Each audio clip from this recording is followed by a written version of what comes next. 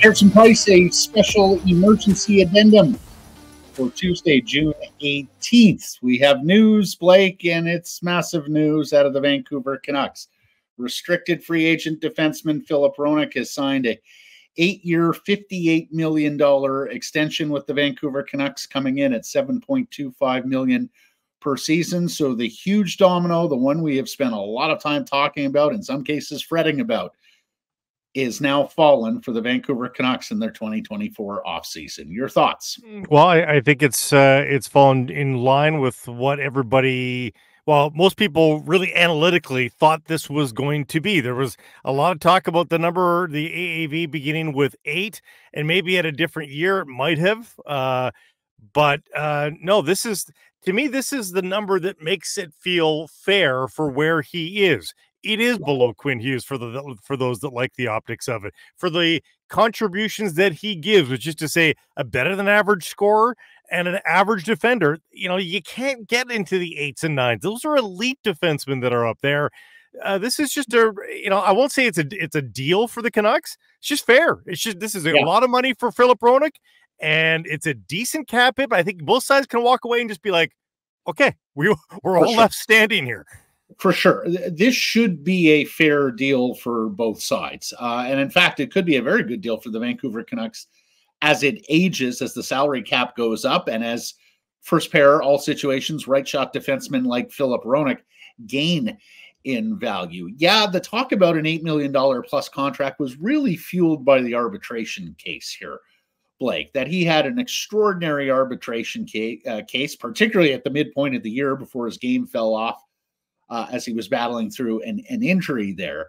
And yet arbitration was not really palatable to either side here, because for Filip Hronek, it was going to be a 1-year deal, and it would sort of have to, be another prove it season for him to hit the massive payload and the riches. And you knew the Vancouver Canucks didn't want to go to arbitration, because that would have meant the clock ticking towards unrestricted free agency a year from now. So the impetus was always on both sides to get to the bargaining table and get a deal done. And, as much as the fans complain, and I think they had every right to complain about Filip Hronek's drop-off this season from the second half onwards, he wasn't as good in the playoffs as we saw in the first part of the year. We do know he was fighting through an arm injury. There's just been too many anecdotal reports of massive wrap jobs being done, even for practices. So we knew he was fighting through something. And look, it was, in my view, it was never really an option to move on from the player. He helped get your captain, Quinn Hughes, to a Norris Trophy winning season. He was a massive catalyst in this Vancouver Canucks turnaround. And, going on the market to have to replace him, either via trade or in unrestricted free agency, was going to be a very expensive proposition for a guy who you wouldn't have been as sure that he works beside. And an older guy that you're attached to for a lot longer time. And I like Brett Pesce and guys like that. But, the last 3 years of a Brett Pesce contract, you're talking about a guy past the age of 34, and you're only getting to 34 with this 8-year deal for Filip Hronek.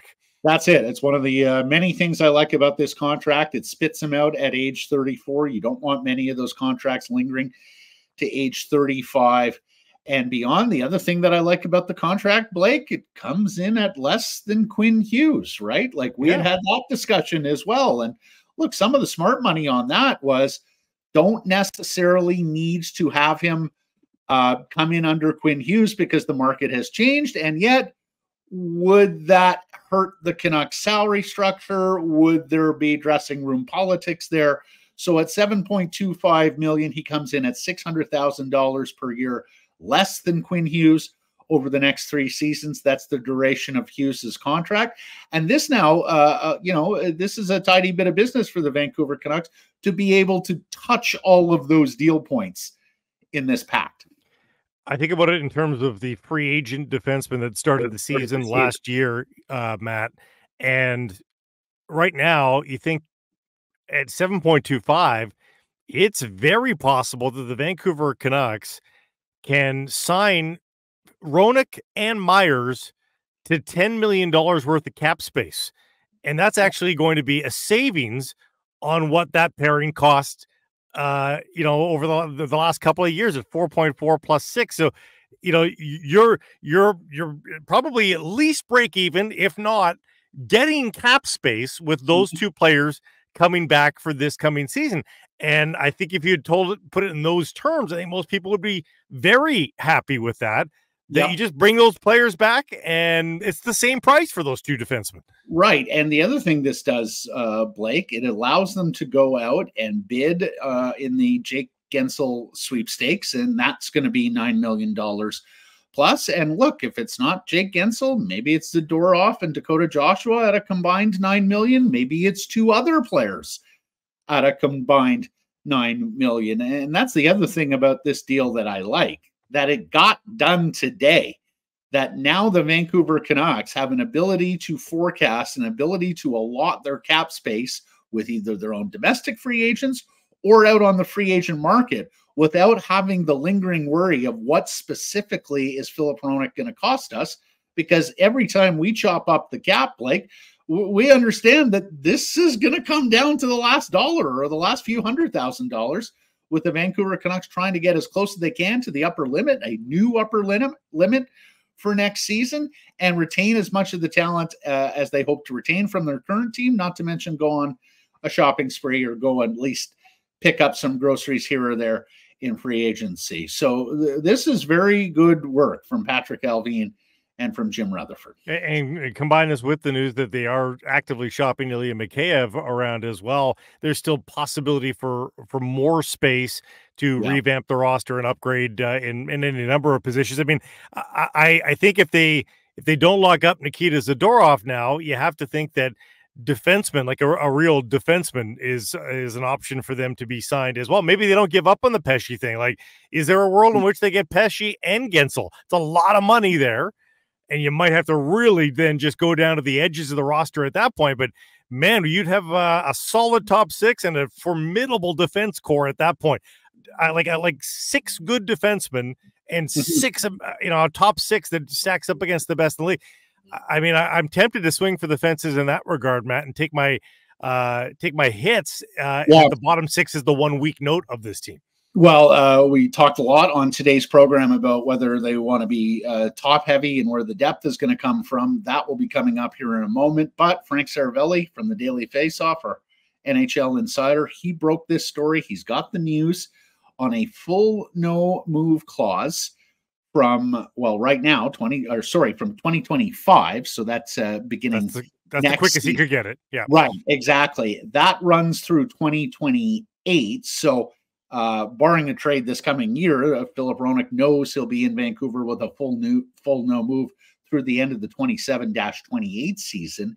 And then it's a 15-team no trade list for the duration of the contract from 2028 to 2032. So, Blake, they even got away here without having to give out the full move or the full no trade in the last years of the deal. So in the questionable years, it's not an easy trade to make, but it's also not impossible. You've got 17 teams in the mix.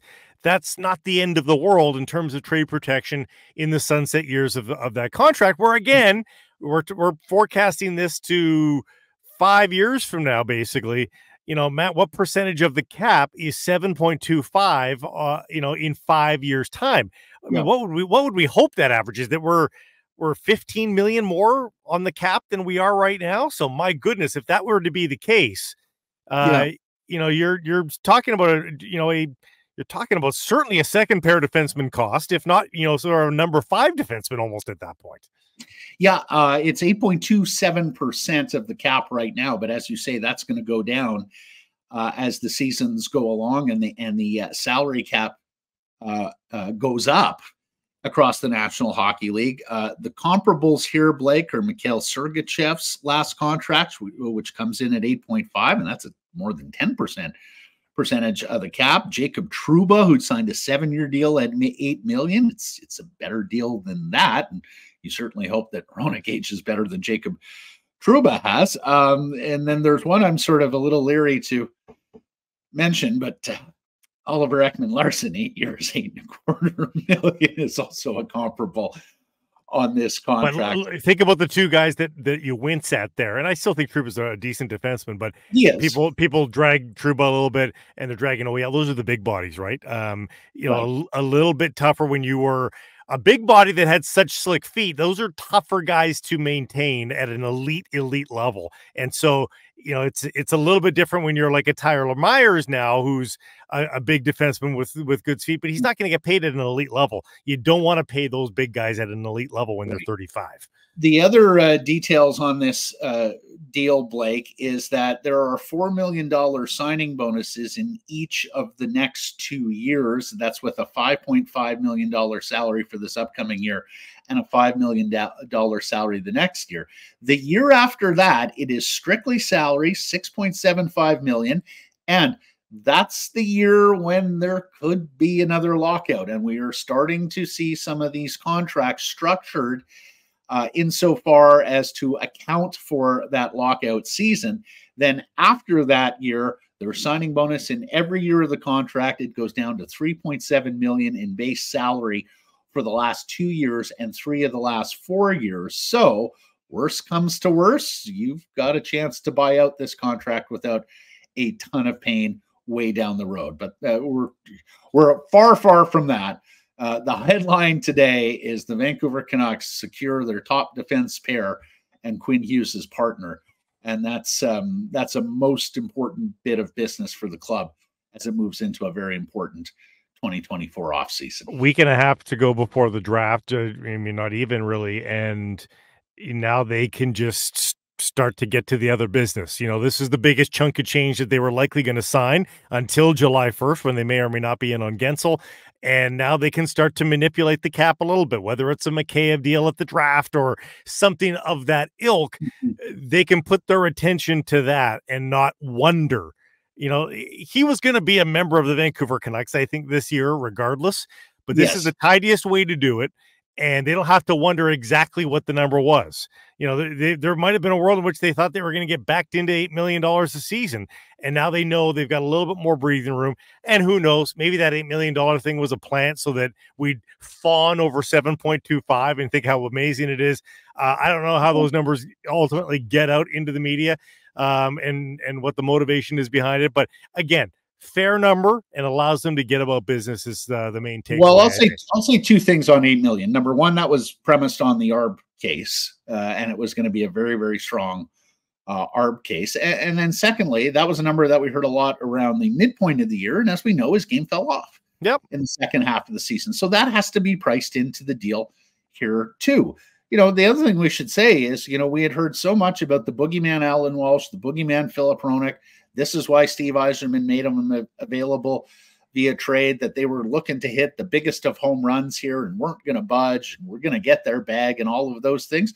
That side of the equation, they moved a little bit here to the Vancouver Canucks benefit. I see Alan Walsh has already tweeted saying that, Filip Hronek has enjoyed his time here in Vancouver and is looking forward to spending 8 more seasons here with the Canucks and in our city. The other part of this, Blake, is as much as fans were upset with him in the second half, and as much as there is a case that you can put other guys beside Quinn Hughes and they're going to look pretty good, nobody has looked as good as Filip Hronek beside Hughes. And those two guys together, as we remember when they were fully healthy at the beginning of last season, constituted one of, if not the best defense pair in the National Hockey League. So I don't doubt that Patrick Allvin and Jim Rutherford have the stones to make big moves and to walk away from players if they don't think it's worth it. But it would have taken boulders to move on from this player. Turn to your captain and say, "Oh, you'll be playing with a new defense partner next season." And of course, the immediate thing would be, well, is he going to be as good? Will Hughes be as good when paired with somebody else?